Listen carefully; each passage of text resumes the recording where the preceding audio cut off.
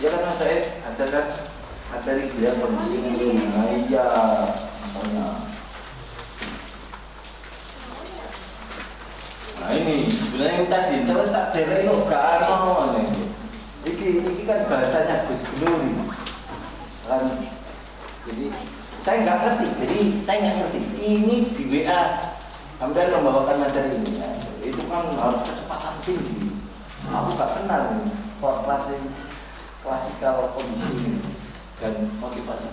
Nah, ini materi yang saya bawakan itu dua ini. Jadi ini dari Gus Glori keduanya ini. Mungkin ini saya buat dari Mas dengan bawa classical conditioning, yang kedua motivasi. Dua ya. Nah tadi itu saya tentang motivasi, yang classical conditioning itu. Ayo buat kali.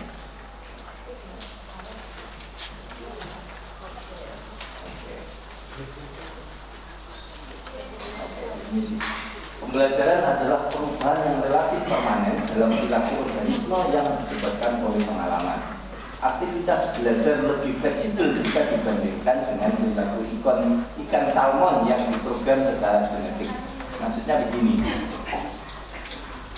jika ikan salmon dikasih chip di kepalanya, itu sudah terprogram kayak robot gitu. Tapi kalau kita tidak, namanya tak kasih ini sistemik fokus program, ini dia bisa beradaptasi dengan suasana apapun gitu.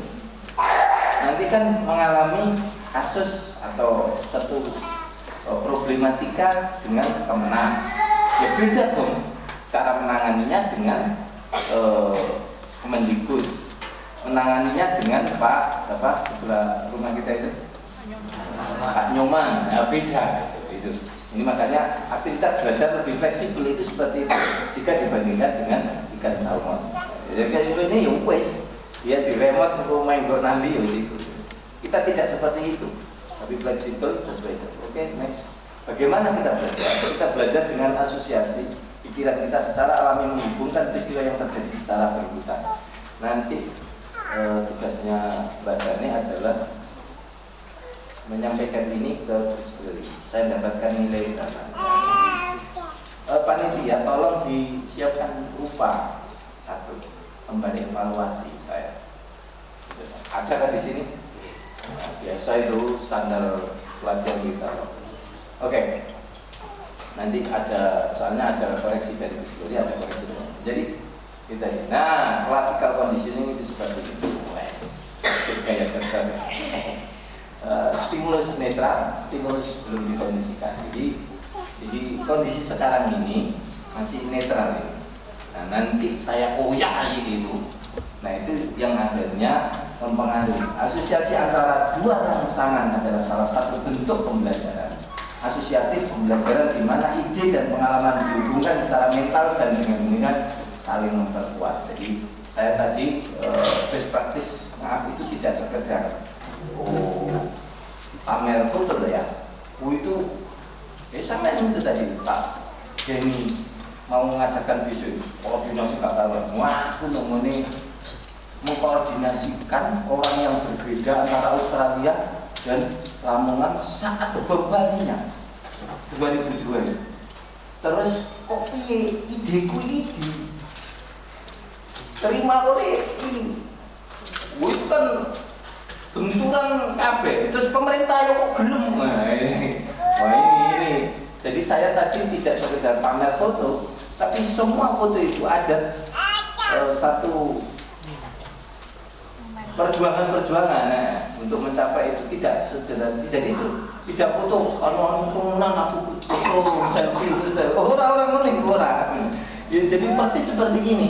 Saya menyampaikan tentang classical conditioning ini perjuangan berat.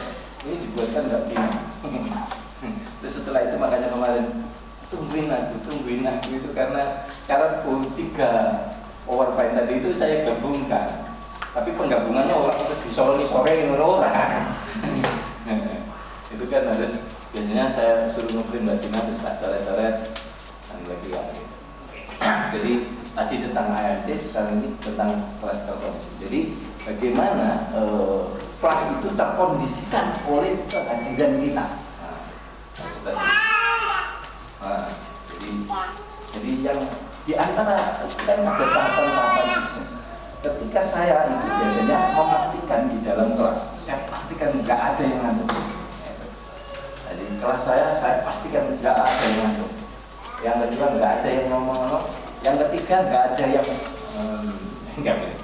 Saya pastikan. Makanya saya pastikan bahwa wajahku dilihat oleh wajah para peserta semua.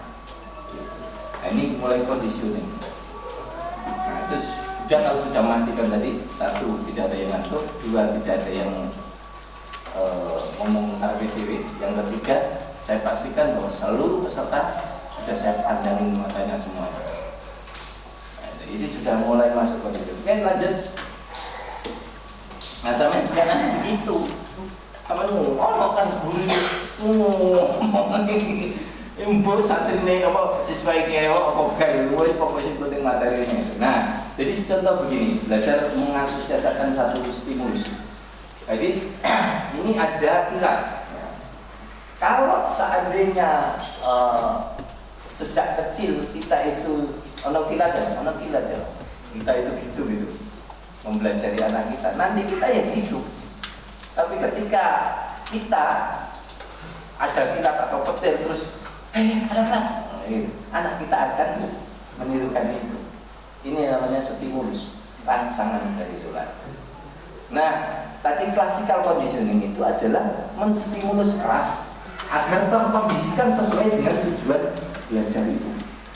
Nah, di sanalah letak kecantikan dan kegantengan Anda sebagai seorang fasilitator, instruktur atau guru. Nah, beberapa jam ini kita akan belajar itu. Oke, lanjut. Nah, untuk seperti itu maka harus dimotivasi. Jadi istilah dalam ini. Jadi unconditioning stimulus, unconditioning response, conditioning stimulus, conditioning response. Bisa perlu juga sebutkan. Oke, ini contoh-contoh seperti kalau kita ngasih ke anjing atau binatang piaraan kesayangan kita itu. Oke, lanjut ya, Bang. Terus, nah ini, bentar.